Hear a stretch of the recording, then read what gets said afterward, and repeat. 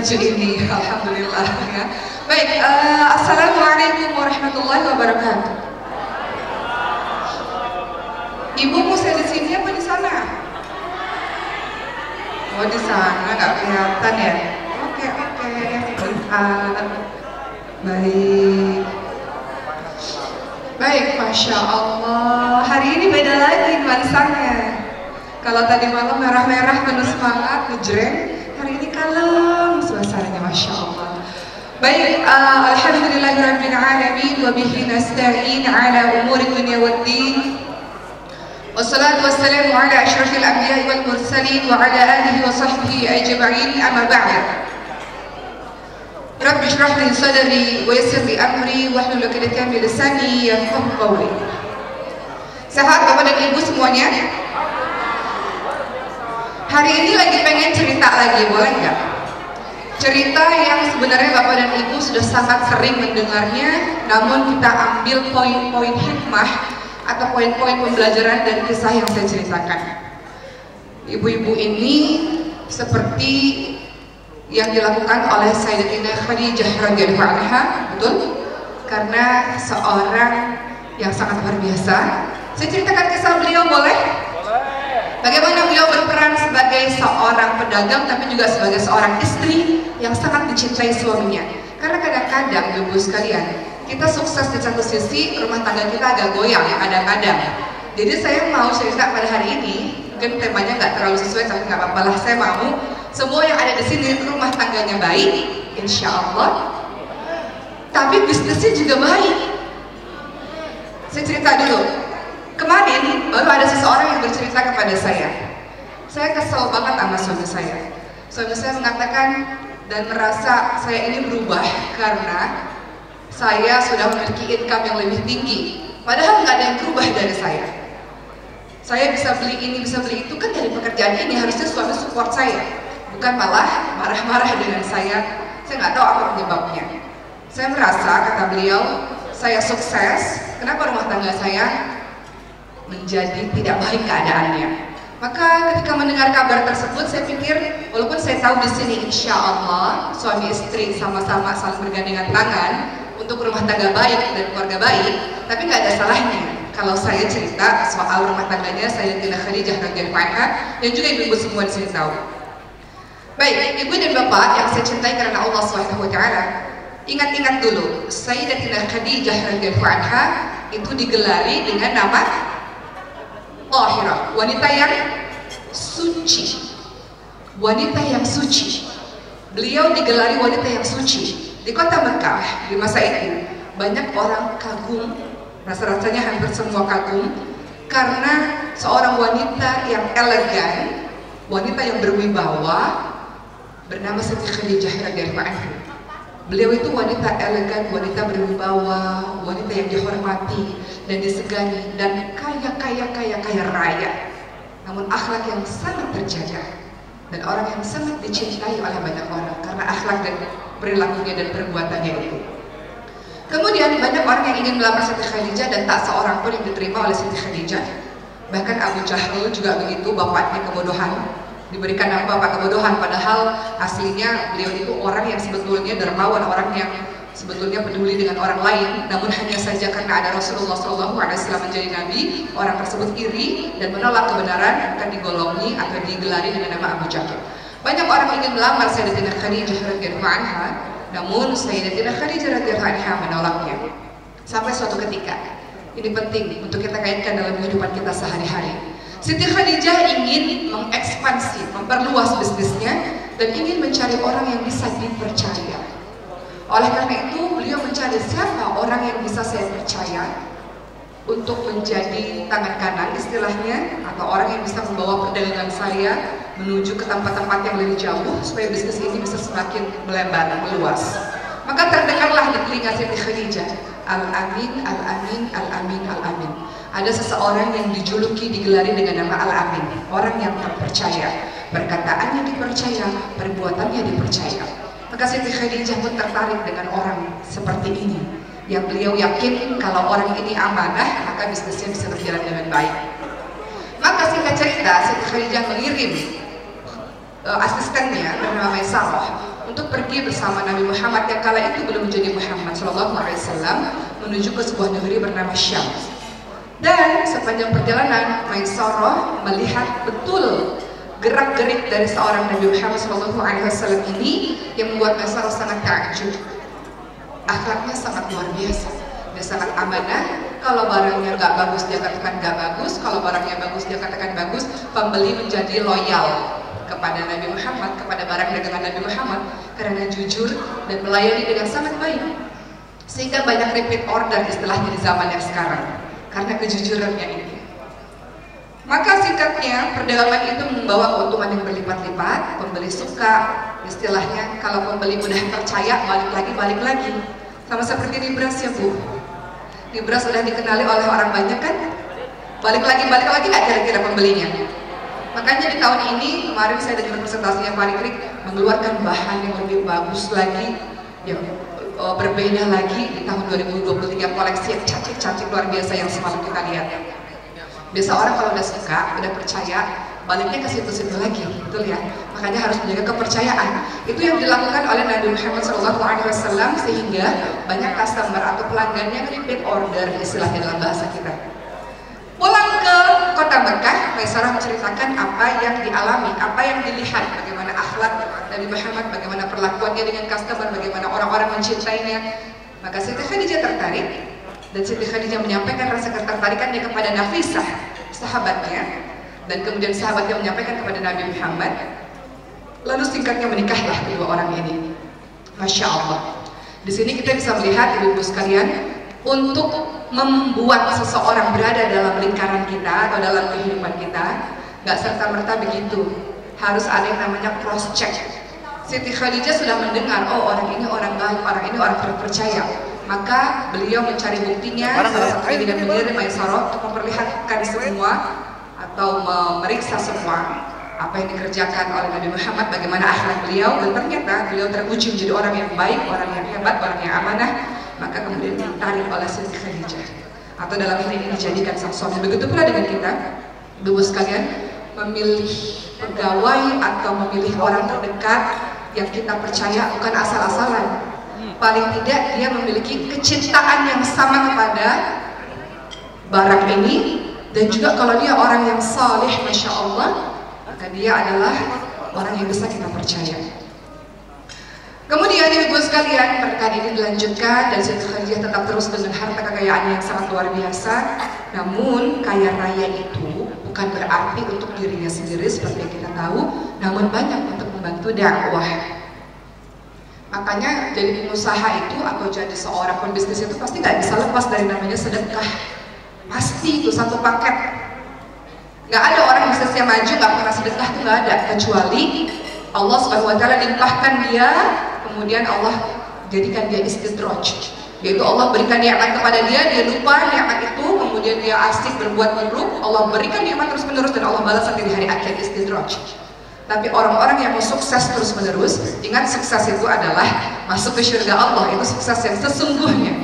Seorang yang berdagang, seorang yang berusaha gak pernah bisa lepas dengan yang namanya bersedekah. Cara bersyukur kepada Allah yang semalam kita bahas, salah satunya adalah banyak bersedekah.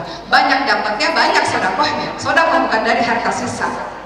Begitu dapat potong untuk sedekah di jalan Allah Subhanahu Wa Taala. Sama seperti Siti Khadijah radhiyallahu anha, ibu sekalian, bapak-bapak sekalian, dan seluruh sahabat Nabi lainnya. Mereka orang-orang saleh, mereka kaya raya, mereka mencintai Allah, mereka mencintai umat. Dengan apa? Dengan bersedekah, membantu orang-orang yang membutuhkan.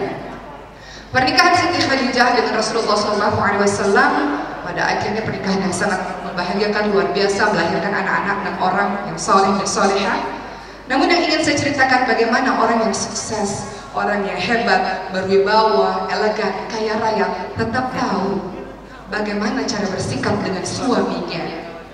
Siti Khadijah itu menjadi penyangga dakwahnya Rasulullah, jasanya besar, tapi tahu menempatkan posisi ketika sebagai seorang istri kepada suami. Beliau orang yang hebat di luar, pulang ke rumah beliau tahu beliau seorang makmum bagi sang suami. Beliau mendukung apa-apa yang dikerjakan oleh suaminya dalam hal ini dakwah dan kebaikan demi kebaikan. Hal ini terlihat Bapak dan Ibu sekalian ketika Rasulullah SAW mendapatkan wahyu pertama kali di Gua Hira. A'udzubillahi minasyaitonirrajim. Iqra bismi rabbikal ladzi khalaqa, khalaqal insana min 'alaqa, iqra wa rabbukal akram, alladzi 'allama bil qalam, 'allamal insana ma lam ya'lam. Surah Al-Alaq ayat 1-5. Resmilah seorang Muhammad menjadi Rasulullah SAW. Pulang ke rumah ketakutan, dan kita lihat apa yang dilakukan istri yang salihah, yang luar biasa, mendapatkan penghargaan hebat di luar sana. Apa yang beliau lakukan kepada sang suami ketika sang suami dalam keadaan sedang tidak baik-baik saja? Yang beliau lakukan pertama, menyelimuti sang suami, tidak banyak bertanya apa-apa, karena tahu suaminya akan kesulitan bercerita dalam saat ini. Beliau menenangkan suaminya dulu. Ketika suami sudah dalam keadaan tenang, maka sang suami pun percaya kepada istri. Istri adalah seorang partner bicara dan diskusi yang terbaik, sahabat yang terbaik. Karena kalau nggak mau Rasulullah cerita pada istri. Namun Rasulullah menganggap istrinya adalah partner terbaik dalam berdiskusi, dalam berbicara, dan Siti Khadijah adalah pendengar yang baik. Maka Rasulullah bercerita apa yang dialami oleh beliau. Maka ketika Rasulullah SAW ceritakan itu, Siti Khadijah mendengar dengan begitu baik. Tidak hanya menjadi pendengar yang baik, beliau juga menjadi motivator, penyemangat untuk suaminya. Tenang suamiku, engkau ini orang baik, engkau suka bantu orang, engkau memuliakan tamu, engkau banyak bersedekah di jalan Allah Subhanahu wa Ta'ala, engkau melakukan banyak hal. Bukan bersedekah di jalan Allah saat itu karena baru jadi Rasul, engkau banyak bersedekah membantu orang-orang lain, kata Siti Khadijah. Jadi Siti Khadijah membangkitkan semangat suami, membangkitkan kepercayaan diri suami. Atau kalau kita dalam kehidupan sekarang, kau orang baik suamiku, kau bisa, kita pasti bisa. Jangan yang satu sedih, kemudian yang satunya juga sedih. Maka Siti Khadijah dengan kematangannya, kemudian beliau menjelma menjadi seorang yang bisa menenteramkan hatinya Rasulullah. Siti Khadijah menjadi qurrata a'yun, penyejuk mata dan penyejuk hati untuk suaminya. Suaminya bercerita apapun, dan sang istri mendengarkan dengan seksama dan menenteramkan hati suaminya. Dan bukan sampai di situ, itu sebabnya kenapa istri harus cerdas untuk mencari solusi atas sebuah permasalahan, bukan menambah beban pikiran suami. Maka Siti Khadijah membawa Rasulullah menuju ke seorang yang bernama Waraqah bin Naufal, saudaranya Siti Khadijah, seorang pendeta. Dia mempercayai kitab Injil pada masa itu untuk bertanya apa yang sesungguhnya terjadi. Dan Waraqah tahu sudah dikabarkan di dalam kitab Injil bahwa akan ada seorang nabi terakhir. Maka Waraqah pun menjelaskan bahwa apa yang dialami oleh Nabi Muhammad tanda bahwa dia adalah seorang nabi terakhir yang sangat luar biasa. Dan kalian harus berhati-hati. Begitulah kira-kira. Maka teman-teman sekalian, tidak hanya material yang diberikan untuk perjuangan dakwah bersama-sama, untuk perjuangan dakwah membantu banyak orang, namun juga di dalam rumah, rumahnya tenang, rumahnya tentram, sehingga Rasulullah punya kekuatan. Kalau rumahnya sudah kuat, Rasulullah punya kekuatan untuk berjuang di luar. Tapi kalau di rumahnya sudah tidak kuat, di rumahnya sudah banyak kesedihan yang tidak terselesaikan, maka kekuatan itu mungkin tidak sempurna untuk kita bagikan keluar. Makanya dalam surah Al-Furqan ayat 74 ada doa yang selalu ingin kita ucapkan di tengah-tengah kita menjalani sesuatu yang tidak mudah yang bernama rumah tangga ini. Doanya adalah Rabbana hablana min azwajina wa dhurriyyatina qurrata a'yun waj'alna lil muttaqina imama. Kita minta sama Allah, ya Allah, ini salah satu doanya orang saleh. Ayat ini dimasukkan dalam surah Al-Furqan, satu kategori dengan sifat-sifat ibadur rahman, sifat-sifat orang-orang yang saleh. Sifat orang soleh itu selain dia tawadhu, dia rendah hati, dia selalu salat malam, dia selalu doa agar dijauhkan dari neraka jahanam, dia sedekah, dia tidak berzina, dia tidak membunuh dan sebagainya. Satu lagi karakternya adalah suka berdoa untuk keluarganya. Apa doanya? Ya Allah, jadikanlah ya Allah pasanganku ini, ya Allah, anak keturunanku jadi penyejuk hati.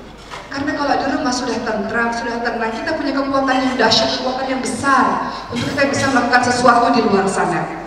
Dan jadikanlah aku imam bagi orang bertakwa, jadikanlah aku inspirator kebaikan ya Allah, jadikanlah aku contoh kebaikan ya Allah. Begitulah kira-kira bunyi dari doa tersebut. Maka teman-teman sekalian, kembali kepada rumah tangga Siti Khadijah radhiyallahu anha dengan Rasulullah. Siti Khadijah betul-betul mendampingi bersama dengan Rasulullah dalam keadaan suka dan duka, dalam keadaan sehat dan sakit. sampai singkatnya beliau berpulang kepada Allah Subhanahu wa Ta'ala. Dan Rasulullah ditakdirkan bertahun-tahun kemudian menikah lagi dengan salah seorang istri yang kita kenal dengan nama Siti Aisyah radhiyallahu anha, yang sangat cemburu kepada orang yang sudah tiada itu. Suatu ketika Rasul didatangi oleh sahabat-sahabat Siti Khadijah, dan Siti Aisyah sangat cemburu. Siti Aisyah radhiyallahu anha berkata, "Kenapa kamu masih mengingat-ingat wanita tua yang sudah meninggal tersebut, sementara kamu sudah digantikan dengan wanita yang lebih baik?" Kadang-kadang kalau perempuan-perempuan cemburu, ngomongnya bisa macam-macam. Maka Siti Aisyah dalam keadaan sangat cemburu. Maka Rasul mengingatkan Siti Aisyah betapa kedudukan Siti Khadijah tidak pernah terganti oleh siapapun. Siti Khadijah tak pernah tergantikan oleh siapapun di hatinya Rasulullah. Khadijah yang pertama kali beriman, percaya di saat semua orang tak percaya. Siti Khadijah memberikan semuanya termasuk hartanya untuk perjuangan dakwah ini kala sulit orang-orang memberikan harta itu. Siti Khadijah selamanya berada di hati Rasulullah SAW. Maka Siti Aisyah terdiam dan mengerti posisi Khadijah di hati Rasul takkan pernah terganti oleh siapapun. Begitu dalamnya cinta seorang Rasulullah kepada Siti Khadijah karena akhlak, perbuatan, sikap yang dilakukan oleh Siti Khadijah. Maka Bapak dan Ibu, teman-teman yang disayangi oleh Allah SWT, kembali kepada kehidupan yang sekarang. Semalam saya memiliki perasaan bahagia dan terharu. Pertama, saya bahagia ketika masuk di sini, Masya Allah, semua menutup aurat dengan rapi, dengan baik, dan terpancar wajah-wajah kesalehan di wajah Bapak dan Ibu semuanya. Saya bahagia berada di lingkungan orang-orang saleh, dan saya bahagia orang-orang Muslim bisa maju, bisa berkembang, bisa menjadi hebat, dan bisa menghebatkan orang lain. Saya bangga dan saya bahagia. Kedua, saya terharu. Waktu saya berada di sini, saya terharu. Bagaimana Bapak dan Ibu dihadiahkan mobil yang luar biasa. Siapa sangka bahwa teman-teman semua mendapatkan hal ini. Kalau kita flashback bertahun-tahun yang lalu, kayaknya Allah itu luar biasa ya. Kemarin mungkin kita agak susah, Allah kasih bahagia, tapi jangan menjadi orang yang jumawa atau menjadi orang yang lupa, karena kalau kita mengingkari nikmat Allah, kalau kita lupa, mudah Allah balikkan kondisi kita. Jadi saya terharu kembali lagi. Kenapa? Karena saya lihat Masya Allah ini buah dari kerja keras yang sangat luar biasa. Dan di satu sisi saya sebenarnya di dalam hati juga terus berdoa agar Bapak dan Ibu terus Allah tambahkan kesuksesan dan keberkahan, tambahnya kebaikan itu. Namun sukses itu membawa keluarga juga yang semakin kuat, insya Allah.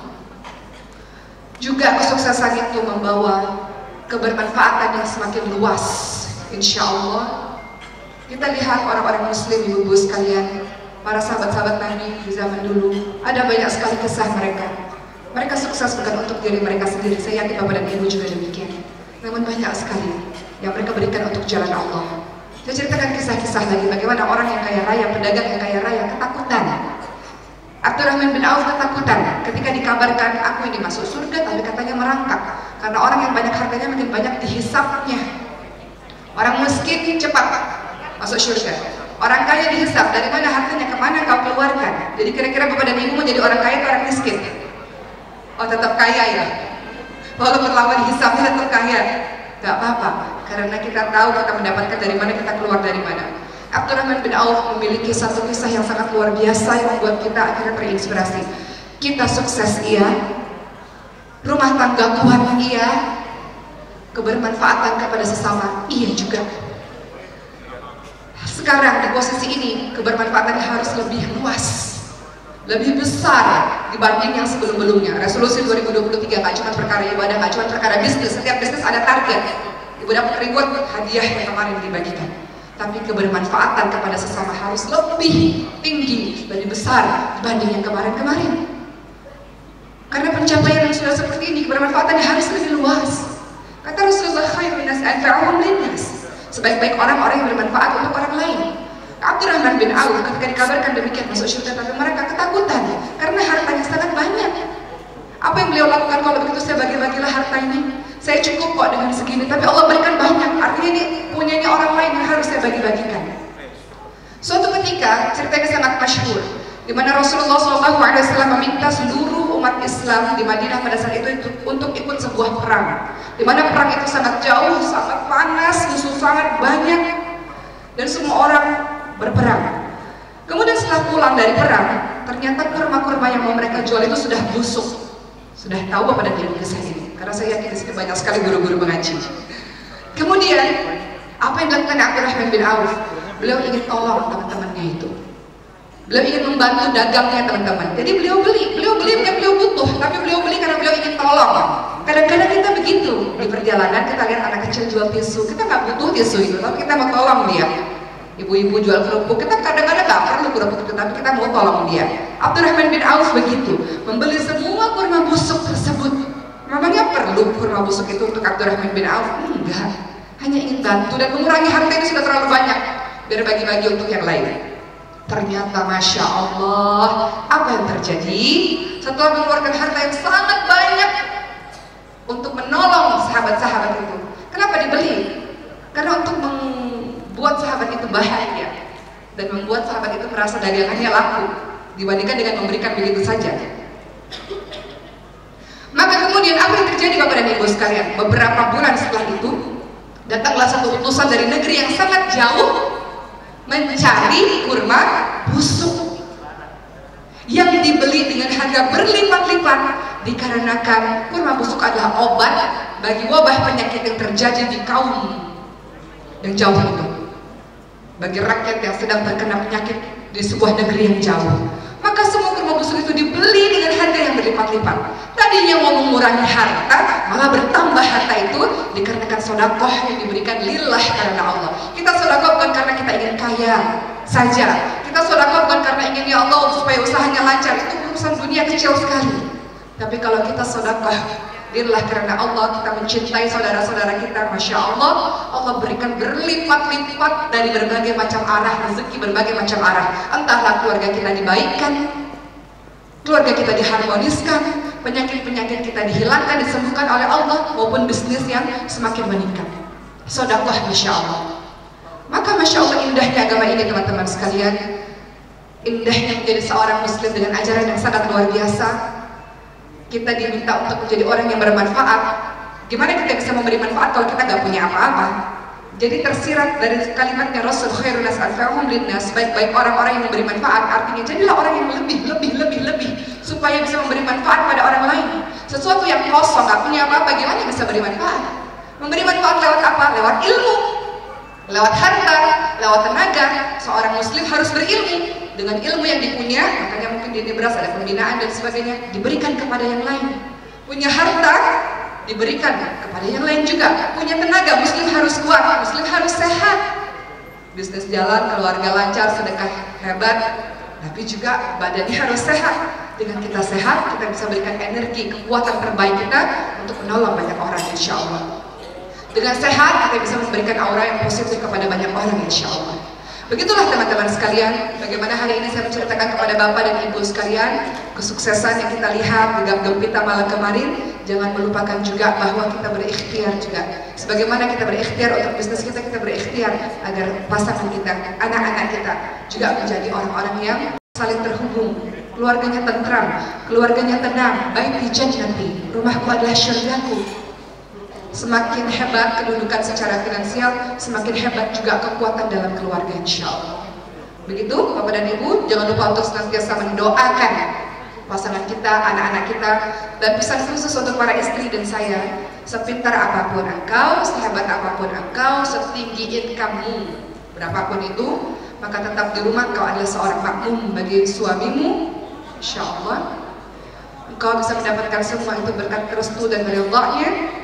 Maka mudah-mudahan Allah bimbing kita untuk menjadi orang yang tahu posisi ketika berada di rumah.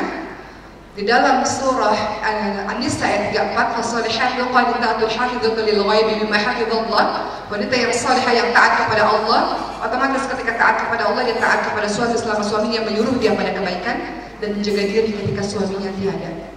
Dia pandai dalam menjaga kesucian dirinya, kepercayaan dirinya, kepercayaan suami kepada dirinya.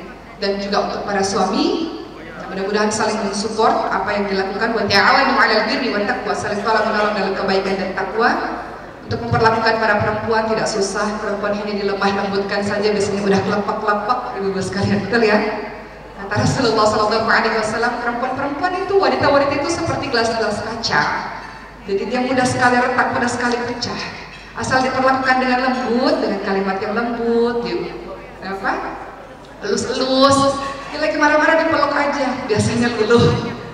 Tapi kalau makin keras, dikerasin, agak susah. Begitu pula Rasul selalu ingatkan, perempuan-perempuan itu seperti tulang rusuk yang bengkok. Kalau didiemin tetap bengkok, kalau dipaksa dia keras, dia menjadi patah. Maka cara memperlakukannya dengan lembut saja. Perempuan yang menghormati sang suami menghargai sang istri. Masya Allah, indahnya rumah tangga yang seperti ini. Kalau sudah kuat rumah tangga, maka akan muncul ide-ide yang luar biasa, bergandengan tangan bersama-sama untuk melakukan sesuatu yang besar. Jadi cita-cita untuk berada di Nibras ini teman-teman sekalian bukan hanya mau dapat mobil, mau keliling luar negeri kemana-mana, atau mendapatkan uang yang banyak. Itu sangat kecil kalau cita-citanya begitu. Tapi kalau cita-citanya bermanfaat bagi orang banyak, kita nggak akan pernah berhenti. Semakin terus posisi naik, bukan untuk apa-apa, semakin menebar manfaat yang banyak untuk orang lain. Begitu Bapak dan Ibu sekalian, saya kira cukup demikian apa yang saya sampaikan. Mudah-mudahan semuanya bersemangat. Dan satu yang paling penting, dalam 24 jam, saya yakin Bapak dan Ibu punya waktu khusus berdua-duaan dengan Allah Subhanahu wa Ta'ala. Itu sangat penting. Terserah pilih waktunya, tapi guru saya mengatakan di awal hari, maka engkau mulai hari-harimu untuk mendekatkan diri kepada Allah. Allah turun di sepertiga malam terakhir. Siapapun yang berdoa kepada Allah, Allah kabulkan. Siapapun yang minta pada Allah, Allah berikan. Siapapun yang mohon ampun, Allah ampuni. Maka bangun di sepertiga malam terakhir, qabla subuh, sebelum subuh bangun. Setelah subuh tetap lanjutkan hingga syuruk. Maka dengan begitu kau punya kekuatan yang sangat luar biasa. Kekuatan yang Allah berikan di awal hari untuk menjagamu seharian.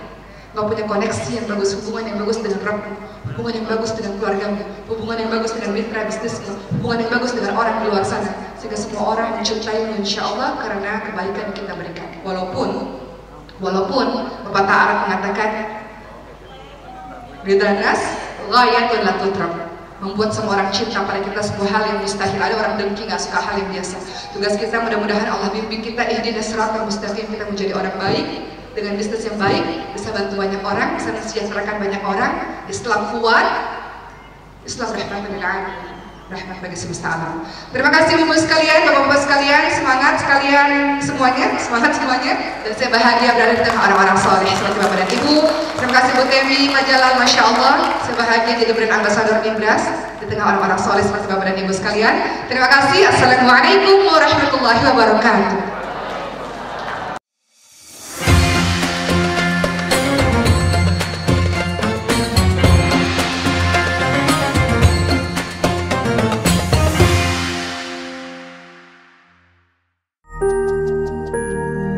Nibras, idolanya keluarga Indonesia.